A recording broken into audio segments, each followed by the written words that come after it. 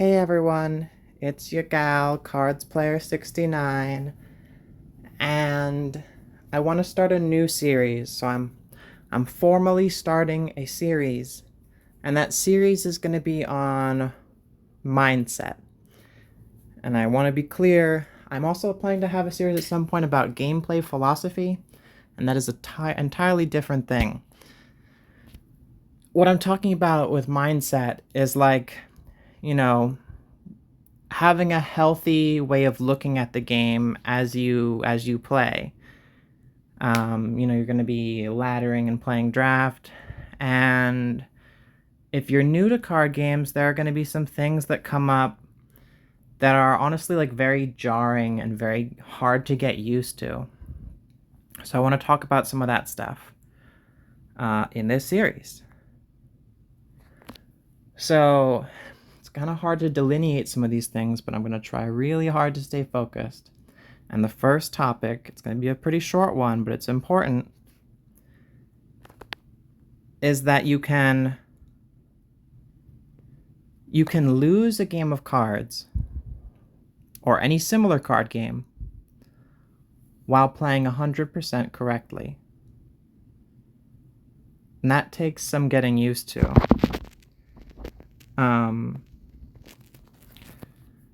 In a lot of games, like if you're playing Counter-Strike and you're playing completely perfectly, the only thing that's really gonna beat you is like extremely coordinated teamwork or someone else playing just as perfectly as you are. And that really is not the case here. That's not how a game like this, like cards, works. Fortunately or unfortunately, however you want to see it. There are going to be times when you play everything 100% right and your opponent plays things so wrong and you lose.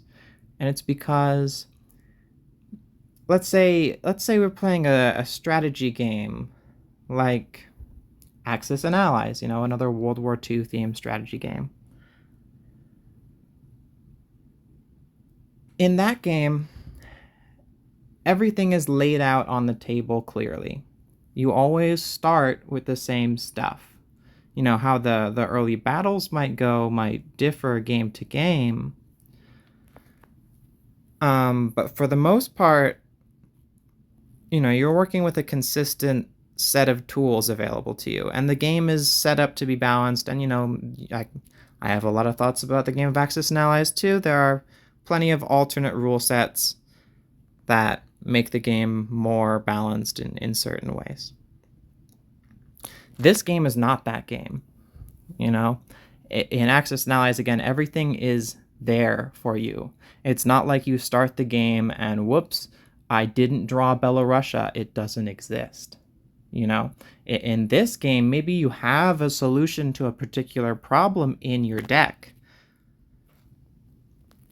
but if you didn't draw it, it doesn't really matter. That doesn't actually affect your win rate unless it's in your hand. So yeah, just something to keep in mind, something to stay present about, that although this is a game with a lot of skill expression in it,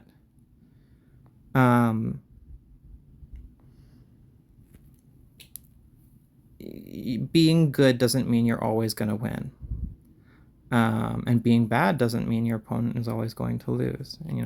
It's a whole other thing to say someone is bad, but someone can make a lot of mistakes. Someone can make a ton of mistakes, and it could simply be that you draw all of your expensive endgame cards in the beginning, and you just don't draw anything useful.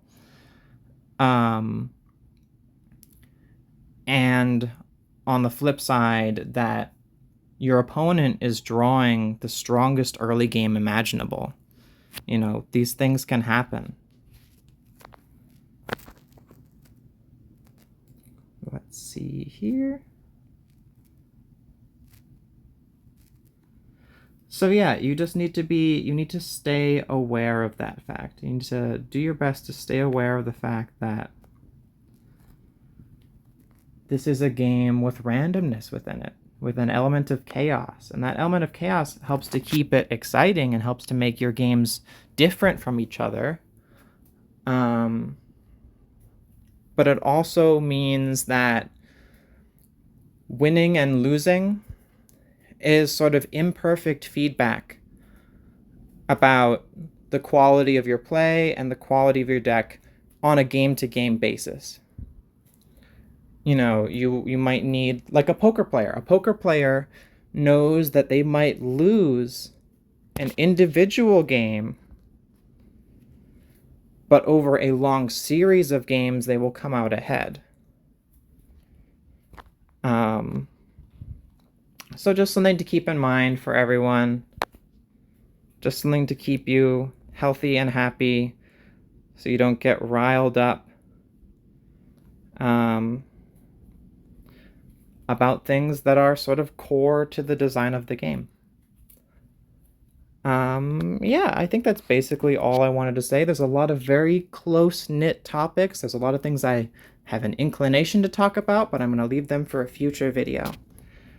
Thank you so much, everyone, for listening. Remember, try and focus on the quality of your play, and try not to let individual results upset you. You know, if you have a long trend over 100 games and you lost 60 of them, maybe that's something to react to.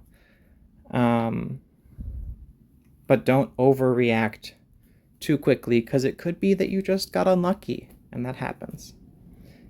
Thank you all so much. Please like and subscribe, and hey, if you know someone who needs to hear this, who's getting really emotional about their play, please share it with them too. Thank you so much. Good luck.